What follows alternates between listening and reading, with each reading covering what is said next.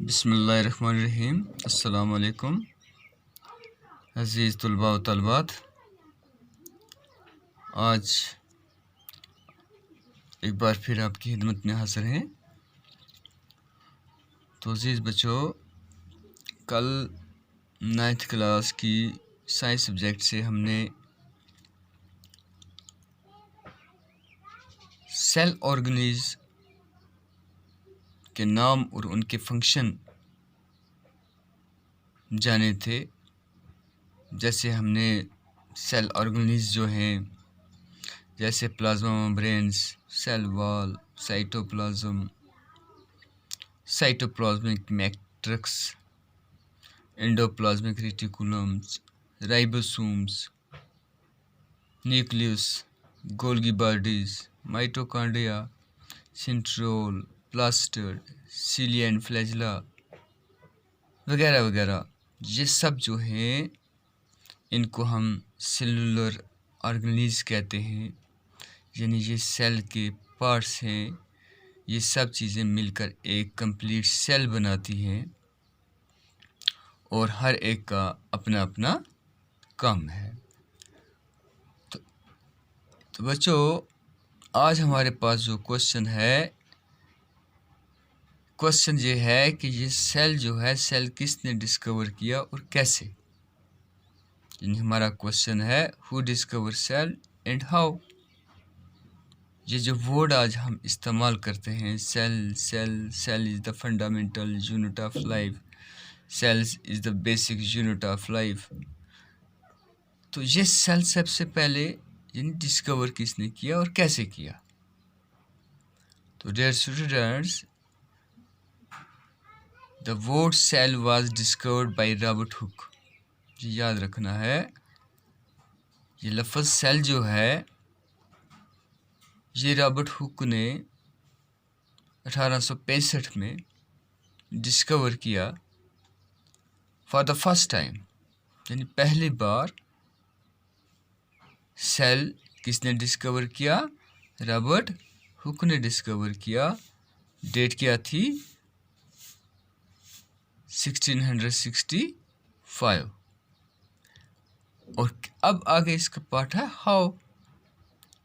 He examined a thin slice of cork under the microscope. Robert Hooke examine कर रहा था एक पतली स्लाइस कॉर्क की, किसके?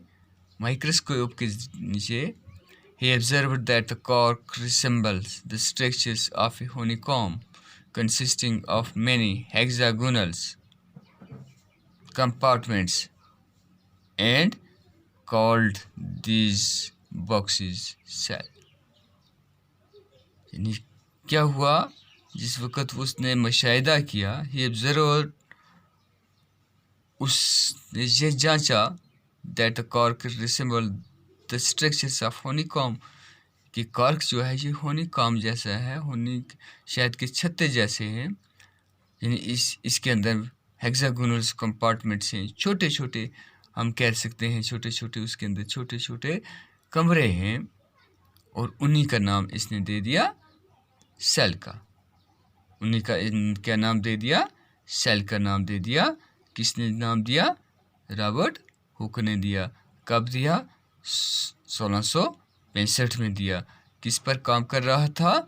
स्लाइस ऑफ कॉर्क के ऊपर वो काम कर रहा था। तो डियर स्टूडेंट्स, ये हमारा क्वेश्चन आज एक है, who discover cell and how. Robert Hooke 1665 discovered cells for the first time. He examined a thin slice of cork under the microscope. He observed that the cork resembled the structures of a honeycomb consisting of many hexagonal compartments and called these boxes cell.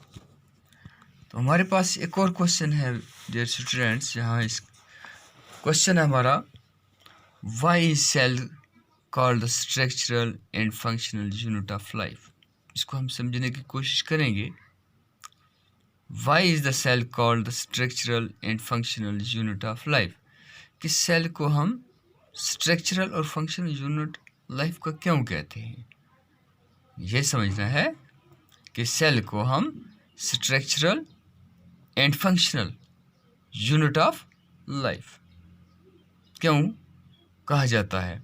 तो dear student, cell are arrange in proper and systematic order to form a body of living organism. Thus, cells serve as basic building structure unit for more complex organism. तो dear students, जैसे हमने cell को अगर हम example दे दें, अगर एक building बनानी है तो बिल्डिंग के लिए हमें कुछ मवाद चाहिए। बिल्डिंग बनाने के लिए हमें कुछ मवाद चाहिए। जिस वक्त वो मवाद हम इकट्ठा करेंगे तो वो मवाद को, जैसे सपोज करते हैं बिल्डिंग के लिए हमें ब्रिक्स चाहिए। अब ब्रिक्स की ईंट जो है, अगर मान लेते हैं हम ईंट को एग्जांपल देते हैं, वो हमारा एक सेल है, तो वो एक सेल के साथ दूसरा सेल मिल के हमारी क्या बन जाएगी, बिल्डिंग बन जाएगी।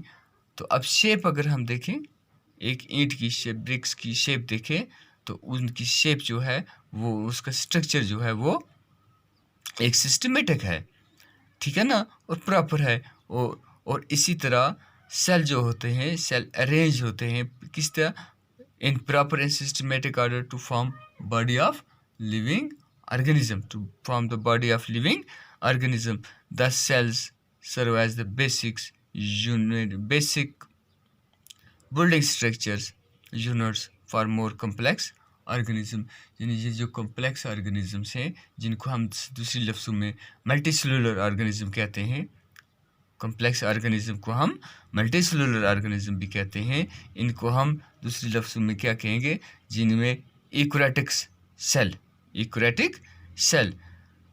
तो इसलिए ये हमारा पहला पॉइंट आ गया, जहाँ cells are arranged in proper and systematic order to form a body of living organism. This cell serve as basic building structural unit for more complex organism.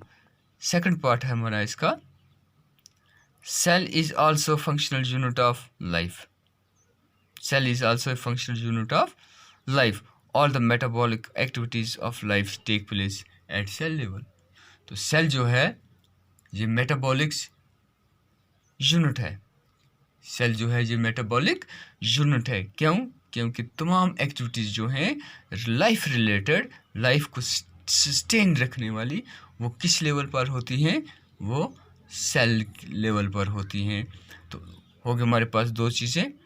Third part है हमारा vital function such as respiration, digestion, excretion and reproductions occur at cell level.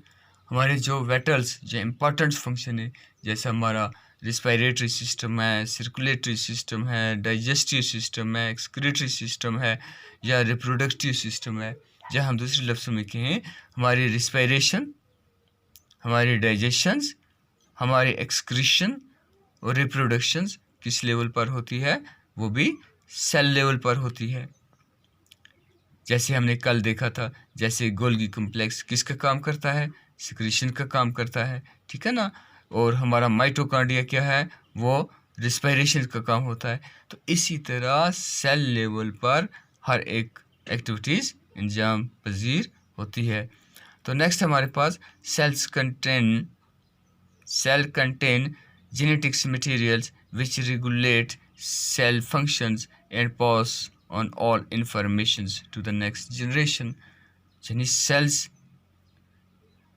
Contain करता है किसको, genetic material को, यानी cell के अंदर ही DNA और आरएनए होते हैं, जो जिनको हम जेनेटिक्स मटेरियल कहते हैं। और यहाँ इन्फॉर्मेशन एक लिविंग ऑर्गेनिज्म से दूसरे लिविंग ऑर्गेनिज्म, एक यानी पेरेंट्स टू ऑफस्प्रिंग में ये मुंतकिल होती है।